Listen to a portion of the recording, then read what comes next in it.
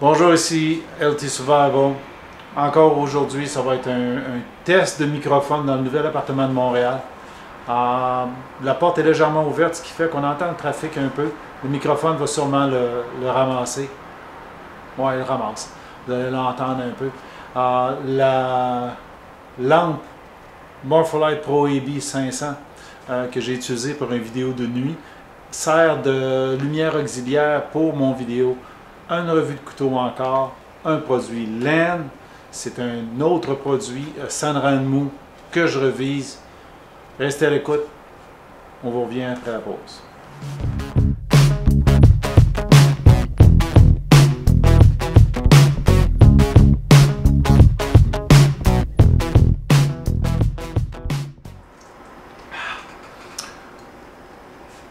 Comme vous avez vu dans l'intro, le Land de Sanrenmu, mauvais déploiement. Le pad, le thumb disc, il n'est pas rond, puis il est glissant. Il n'est pas tout à fait à mon goût pour le jimping, pour permettre le déploiement du couteau. La lame est particulière. C'est pas une lame pointue, mais c'est une lame qui est coupante.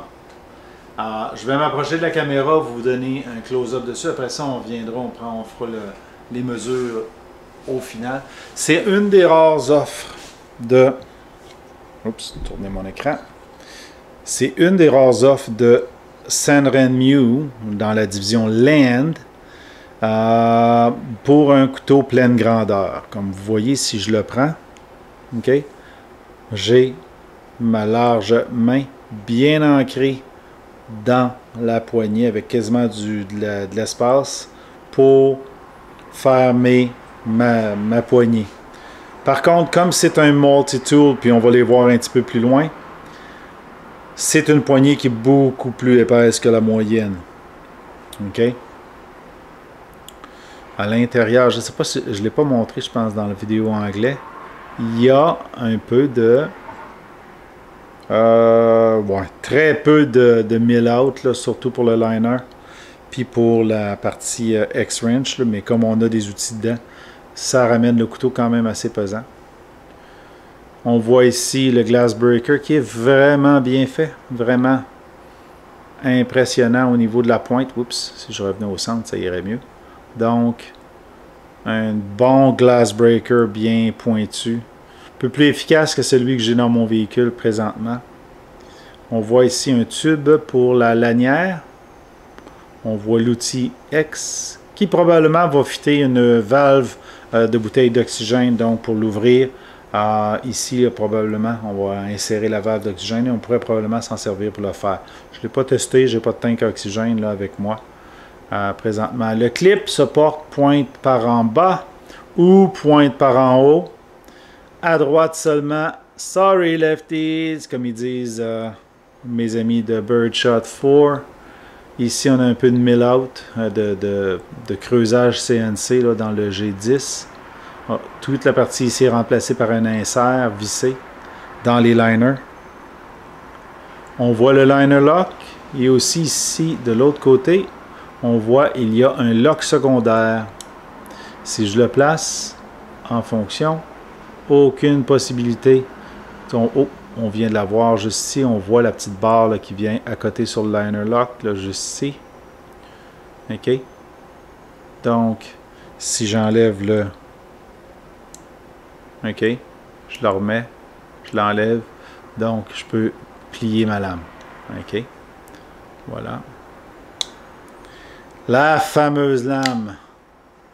D'abord, pour vous teaser encore un peu. Oups! Essayez de ne pas mettre de glaire dessus. On a ici le thumb disc, là, la plateforme pour déployer la lame. Facile à enlever avec une vis hexagonale. Par contre, pour déployer, il faut absolument là, avoir la partie, le thumb disc. Là, mais le jimping n'est pas assez rough pour que quand on déploie, ça nous aide. Du jimping ici aussi. Le deuxième outil qui est caché ici. OK, je vais fermer ma lame avant de finir de le déployer. Parce que je ne voudrais pas me couper. Couper un comme il est, je vais le savoir, puis ça va faire mal. Comme vous allez voir, cette partie-là aussi va barrer. Vous avez vu ici. Et c'est aminci dans le G10 aussi pour permettre d'aller chercher le liner qui est ici. Celui-là ne se barrera pas là, avec la barrure. Là, il n'est pas assujetti pour ça. De toute manière, c'est la shape de la lame qui fait en sorte qu'ils ont mis un deuxième barrure et je vais vous montrer pourquoi. Avec la pratique, on réussit. Comme vous voyez, la pointe n'est pas une pointe normale. C'est une espèce de tento inversé. Tento, je dis tento parce qu'ici, on a une petite surface coupante qui rejoint une longue surface coupante avec un troisième changement de direction pour le coupant principal. Le coupant principal a deux full flat grind. OK? Les deux sont full flat, mais le bevel secondaire n'est que d'un côté. Celui-ci est full flat grind jusque sur l'edge. Celui-là, vous allez voir briller tout de suite. OK, on le voit ici, il n'y a pas d'edge. OK? Il n'y a pas de deuxième edge. Ici, on a un edge qui est tout au long de cette surface-là. OK? Et ici, on a un wedge, un autre angle, un grind, là, OK, qui est complètement sur la pointe de mon couteau, complètement coupé à 90 degrés par rapport à mon couteau. Je vais faire attention, je suis en train de me couper. Donc, ici, 90 degrés par rapport à l'angle du couteau. Et on a une double lame, une double coupe ici. Vous allez voir, je vais vous les tester. Vous allez voir ici briller la lame. Ouais, on le voit. Et on voit celle-là aussi, coupée ici. Donc, OK. Une belle lame. Je vais vous montrer les inscriptions qui vous donnent le numéro. 9016 LCC-GH-T3. J'aimerais tant savoir qu'est-ce qu'ils veulent dire par ça. Le triangle qui est l'année et 08 qui est le mois d'août. Donc, à où on chope croix 2017.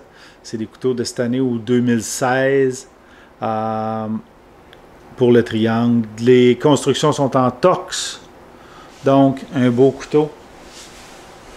Une belle fabrication par Sanrenmu et sa compagnie affiliée Land. Tous les couteaux de grandeur, pleine grandeur, je m'avance un peu. La majorité des couteaux pleine grandeur de Sanrenmu sont sous la désignation Land. OK? Parce que tous les autres couteaux de chez Sanrenmu sont beaucoup plus petits. Oh, il aurait peut-être fallu que je le mette dans le chose. J'en ai beaucoup à réviser. Puis les petits couteaux sont plus des ADC, donc ils vont être plus de table. Je vais reprendre mon journal. J'ai commencé de ce bord-là dans la vidéo anglophone. Feuille flambant neuve. Comme vous voyez, là, je la tiens vraiment loin. OK?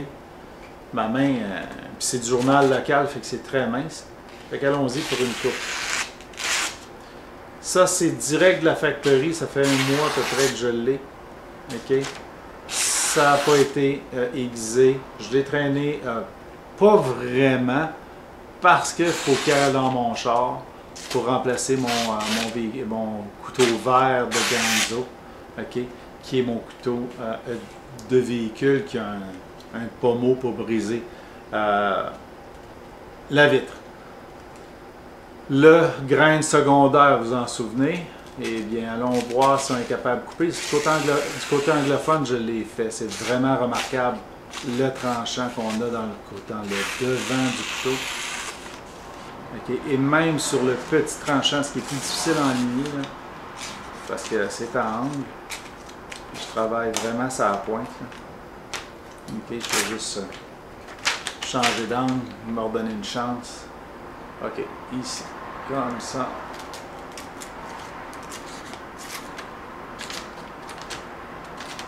Comme vous voyez, il coupe quand même. OK. C'est très difficile sur le petit angle, mais il coupe aussi. Donc, assez impressionnant comme couteau pour couper facilement OK. Même dans ce sens-là, là, regardez ça.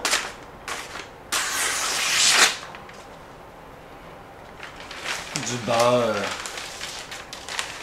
La lame est en 12C27, un Sandvik Steel.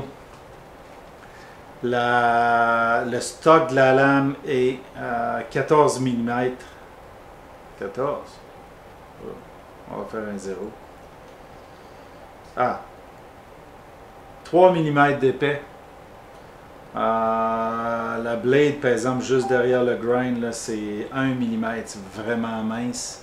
OK. Le swedge, 2 mm à peu près. Mais le manche est particulièrement épais. On parle de 16,4 mm. Si je me mets en pouces, on parle de 0,65. Donc plus qu'un demi-pouce d'épais. Oh. Ouais, 0,64. La lame en pouces, 0,11. OK.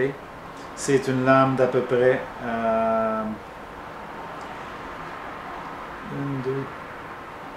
3 pouces bien juste. OK. Je peux le calculer mieux que ça. Voyons.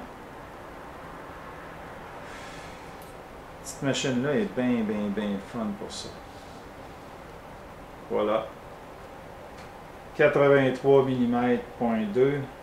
3,27 pouces. Total jusqu'au manche. Donc, quand même, dans la catégorie des 3 pouces, un beau produit de laine, coupant, qui va aller directement dans mon véhicule. Donc pour moi, pas d'importance, le pocket lip, là, pointe par en bas, pointe par en haut, droitier seulement. Sorry lefties! Je trouve ça tellement drôle cette expression-là. Sorry lefties! Ok, désolé pour les gauchers. Donc, un outil multiple, prêt à être utilisé pour évacuer notre véhicule. Voilà. En bas, dans la description, il va y avoir des liens pour ce couteau-là. Ces liens-là sont monétisés. Si vous utilisez les liens, ça va me permettre d'obtenir une petite commission qui ne vous coûte rien, là, de chez Gearbest. Ceux-là, je les ai commandés principalement chez Gearbest. Je sais qu'ADC Vault a commencé à tenir les couteaux chinois, ADC Vault sur Amazon.ca. C'est une jeune compagnie. L'autre laine que je me suis commandé chez ADC Vault a été livré en 2 jours là, pour les membres primes. Assez incroyable. Puis il est rentré en 2 jours. J'étais sur le derrière, le gars je crois qui était à Vancouver. Et puis ces stocks sont limités, par exemple, ça arrive souvent qu'ils tombent hors stock, mais si vous regardez souvent, il va avoir des retours au niveau des commandes. Ils commandent directement chez les manufacturiers. Donc, regardez les liens. Le disque est glissant. Ah oui, ce qui m'amène à vous dire, regardez les liens en bas, là, mais il y a un autre outil. Vous voyez ce bouchon de bière? Eh bien, j'avais pas de bouteille qui était bouchonnée, donc on peut décapsuler avec le coin de la lame. Et ça marche, je l'ai utilisé. Voilà, un outil multitool, un outil parfait pour ceux qui vont dans le bois et qui aiment avoir une petite brew. Le laine 90-46 avec un paquet de lettres pour la désignation du couteau. Si vous avez aimé la vidéo, la revue de couteau, que vous aimiez le couteau ou pas, mais la revue de couteau, donnez le thumbs up, partagez, souscrivez à la chaîne, abonnez-vous à la chaîne, je dis toujours souscrivez qui est le mot anglais, et on va se revoir dans le prochain vidéo.